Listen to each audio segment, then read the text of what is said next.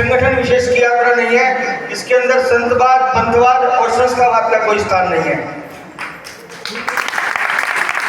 दिल्ली से हम 23 मार्च को भगवान आदिनाथ के जन्म कल्याणक पर हमने इस धर्म पद यात्रा की शुरुआत की थी। निश्चित रूप से आपको चिंतन होगा कि दिल्ली के लोग आलसी होते हैं, व्यापारी होते हैं, हम सब परिवार वाले हैं, तो ऐसी क्या आवश्यकता पड़ी कि हम इतनी गर्मी में धर्म पद यात्रा को लेकर चले।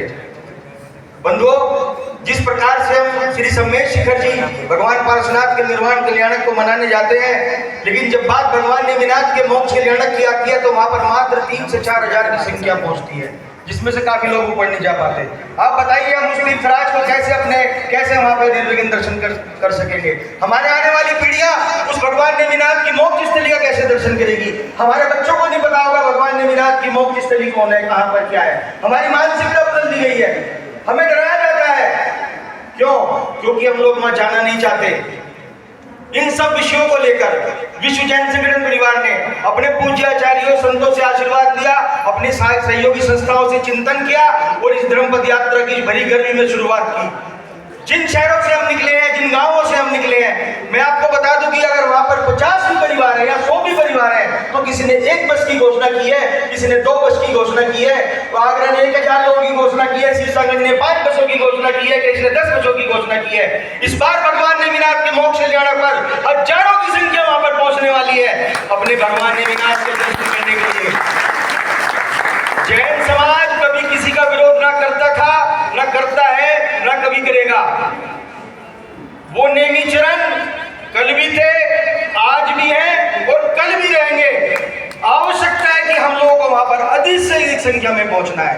इस धर्म पद यात्रा का उद्देश्य है जैन समाज को आपस में जोड़ना, जैन सिद्धांतों का प्रचार प्रसार करना, जियो और जीनेतों का प्रचार प्रसार करना, उत्तम आहार शाकाहार का प्रचार प्रसार करना।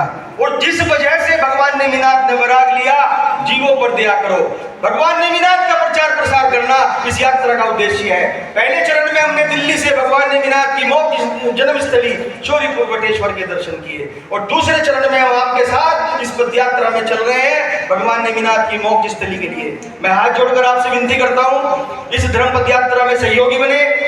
भगवान ने 22वें तीर्थंकर के लिए मात्र 2200 या 22,000 कदम हमारे साथ चले और उसी वंदना का लाभ मिलेगा। मैं आज पूज्य मुनिश्री के सानिध्य में एक बात पूरे गर्व के साथ कह सकता हूं, जिन बंधुओं ने, जिन माता बहनों ने इस धर्म पद यात्रा में 22 कदम भी हमारे साथ चले हैं, निश्चित रूप से उनको उस धर्म की तीर्थ वंदना का लाभ मिलेगा। 22 कदम अवश्य चले, यही हम विनती लेकर आप सबके बीच में आए हैं। मैं पुनः बहुत बहुत साधुवाद और धन्यवाद देता हूं और विशेष रूप से पूज्य मुनिश्री के श्री चरणों में विनती करता हूं, हे मुनिवर हम लोगों को आशीर्वाद दें, अपना मार्गदर्शन दें ताकि हम इस धर्म पद यात्रा को निर्विघ्न रूप से पूर्ण कर सकें। जय जिनेन्द्र, धन्यवाद।